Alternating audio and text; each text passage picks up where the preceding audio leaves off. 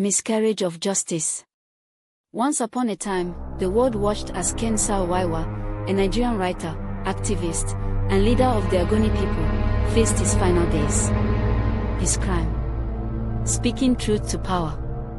Ken had spent years fighting for the rights of the Ogoni, a small ethnic group in the Niger Delta whose land had been ravaged by oil companies, particularly Shell.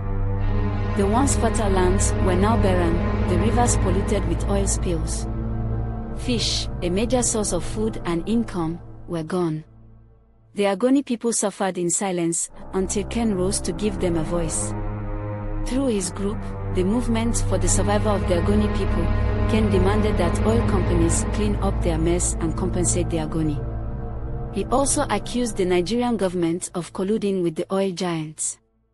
But in a nation where dissent was dangerous, his activism made him a marked man. One day, the government struck back. Ken and 8 other activists were accused of inciting the murder of 4 Ogoni chiefs who opposed his movement.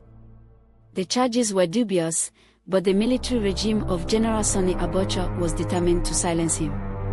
Ken was arrested, detained, and subjected to a sham trial. The court was a spectacle of injustice. Witnesses were allegedly bribed to testify against him, and Ken's lawyers were frequently denied access to evidence. Despite the lack of credible proof, the verdict was chillingly clear: Ken and his co-defendants were sentenced to death by hanging. Ken knew his fate was sealed, but he refused to break.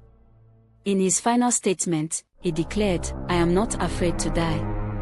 If anything, my death will galvanize the cause for justice." His words were defiant, his courage unbroken. On November 10, 1995, the execution day arrived. As the noose tightened around his neck, Ken's mind may have been on the Ogoni people and the cause he had given everything for. When the trapdoor opened, the world lost a hero, but his death ignited international outrage. Countries imposed sanctions on Nigeria, and Shell faced boycotts and lawsuits. The Ogoni struggle became a global symbol of environmental justice and human rights. Even in death, Ken's voice could not be silenced.